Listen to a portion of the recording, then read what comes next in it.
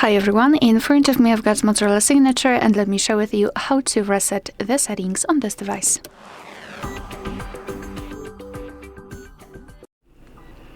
So in order to reset device settings, we have to open the settings themselves, and here let's scroll until you will find the system.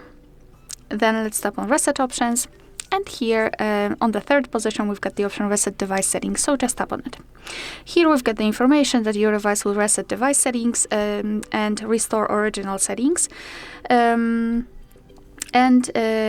changes that you've made to the following settings will be undone, so the battery, display and storage. So no worries, any kind of personal data won't be removed. So just tap on Reset Device Settings and tap on Reset Device Settings, and basically this is it.